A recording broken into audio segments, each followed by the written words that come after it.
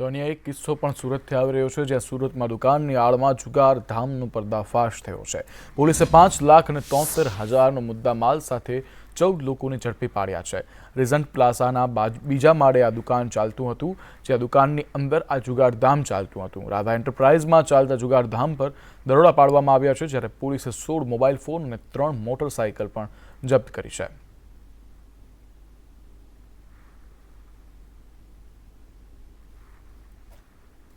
તાપી જિલ્લા માહિતી અધિકારીના વોટ્સએપનું સ્ટેટસ વાયરલ થયું અને એનાથી ખળભળાટ સર્જાયો.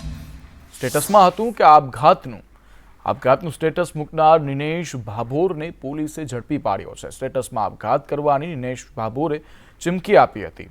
9 મહિનાથી મને માનસિક હેરાન કરાઈ રહ્યા છે, નિનેશ ભાભોરે કહ્યું છે. અને વધુમાં કહ્યું કે ભાજપ નેતા પર નિનેશ ભાભોર દ્વારા આક્ષેપો પણ કરવામાં આવ્યા છે. ખોટા પ્રિન્ટર અને પેપર ચલાવી રહ્યા છે તેવો પણ આક્ષેપ કરવામાં આવી રહ્યો છે.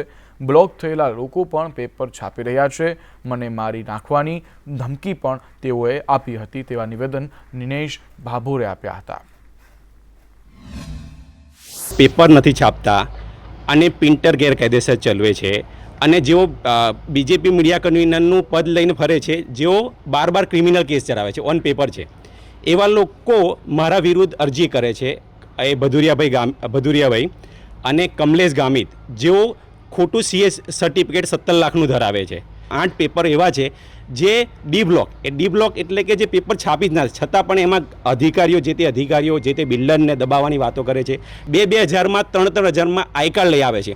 એ દિલ્હી બોમ્બેનું કે કંઈ બી અહીં ગુજરાતમાં એનું પેપર ના હોય અને યુટ્યુબ વેબ ચેનલ ચલાવીને રેસર તાપી જિલ્લામાં તમામ અધિકારીઓને ખંડણી માગે છે, પણ કોઈ અધિકારી ખુલીને બોલતું નથી.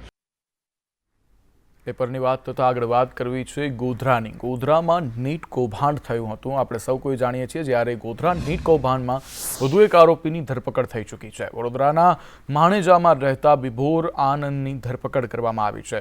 વિભોર આનંદ રોય ઓવરસીઝને વિદ્યાર્થીઓ આપ્યા હતા. પરપ્રાંતીય 10 જેટલા વિદ્યાર્થીઓ સાથે તે સંપર્ક કરવાનું ખુલ્યું છે. પોલીસે વિભોર આનંદની હાલ પૂછપરછ હાથ ધરી છે.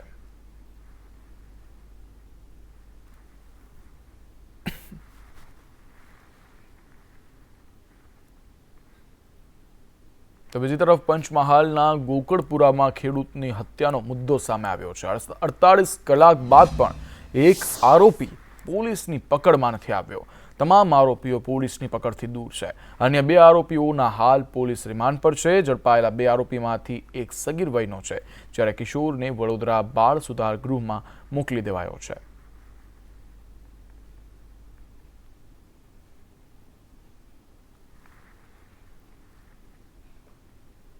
ત્યારે હિટ એન્ડ રનના કેસ સામાન્ય રીતે ખૂબ ચર્ચિત થયા છે અને ખૂબ દેખાઈ રહ્યા છે. ત્યારે અન્ય એક હિટ એન્ડ રન કેસ બન્યો છે દાંતાથી અંબાજી હાઈવે પર. દાંતાથી અંબાજી વચ્ચે હિટ એન્ડ રનમાં એક વ્યક્તિનું મોત થયું છે, જ્યારે બેફામ કાર ચાલકે બાઇકને અડફેટે લેતા આ અકસ્માત સર્જાયો હતો. અકસ્માત સર્જાતા દાંતાથી અંબાજી જતા કાર ચાલકે અકસ્માત સર્જ્યો હતો, જ્યાં ગંભીર ઈજાઓ થતા ઘટના સ્થળે જ મોત થયું છે. પોલીસ ઘટના સ્થળે પહોંચી અને આગળની તપાસ હાથ ધરી છે.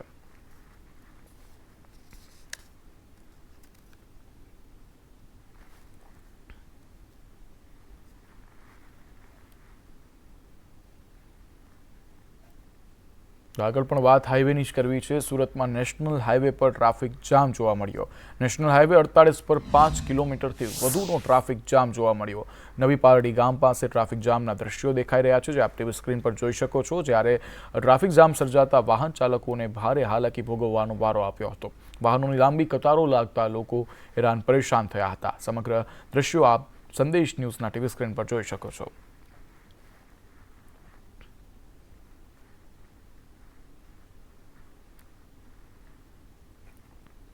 જ્યારે ભાવનગરમાં ઇનાર્કો કંપનીમાંથી પણ મૃતદેહ મળી આવ્યો. ઇનાર્કો કંપનીમાંથી કર્મચારીનો મૃતદેહ મળ્યો છે, જ્યાં નવા જોડાયેલા કર્મીનો શંકાસ્પદ હાલતમાં મૃતદેહ મળી આવ્યો છે. મૃતદેહને હાલ પોસ્ટમોર્ટમ માટે હોસ્પિટલમાં ખસેડી દેવામાં આવ્યો છે.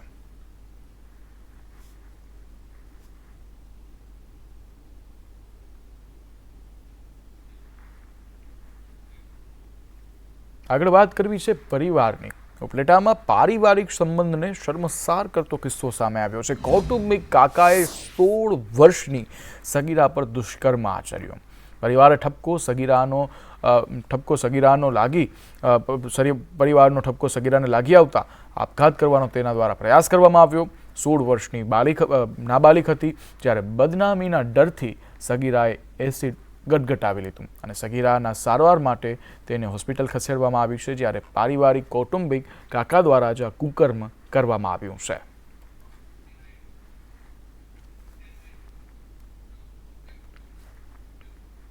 ગોધરા આણંદ રેલવે ટ્રેકને હાલ ડબલ કરવાની ચાલી રહી છે કામગીરી, ત્યારે ડબલિંગ કામગીરીને લઈ રેલવે વિભાગ દ્વારા 20 મેથી 4 જૂન સુધી બ્લોક લેવાયો છે.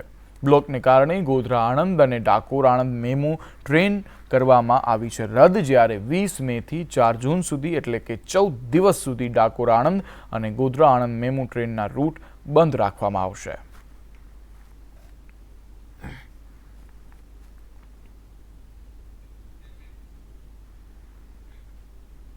તો ભાવનગરના મનપાના દબાણ ખાતાની કાર્યવાહી હાલ પૂરજોશમાં ચાલી રહી છે. માર્કેટિંગ યાર્ડની બહાર પાથરણાવાળાઓને તેઓ દ્વારા હટાવવામાં આવ્યા. મનપાની ટીમે શાકભાજી રસ્તા પર ફેંકી દીધા હતા અને આ એક ઘટનાના કારણે મામલો બિચકાયો હતો અને મામલો ગરમાયો હતો. શાકભાજી વેચતી મહિલાઓ સાથે જરી ચકમક થઈ હતી, જ્યારે એક મહિલાની તબિયત લથડતા તેને હાલ સારવાર માટે ખસેડવામાં આવી છે.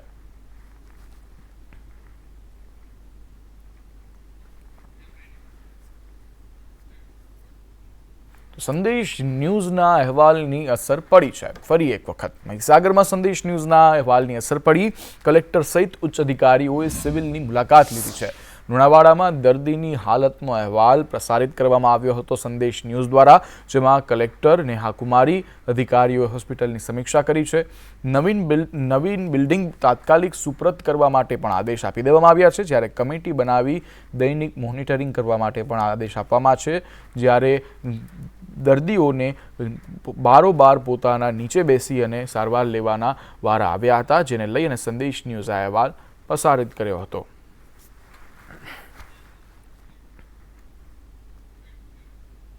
ત્યારે આગળ વાત કરવી છે વલસાડની. વલસાડના આહિર યુવાન પર હુમલા મામલે આક્ષેપ કરવામાં આવી રહ્યા છે. પોલીસે યોગ્ય કાર્યવાહી ન કરી હોવાનો પરિવારજને આક્ષેપ કર્યો છે.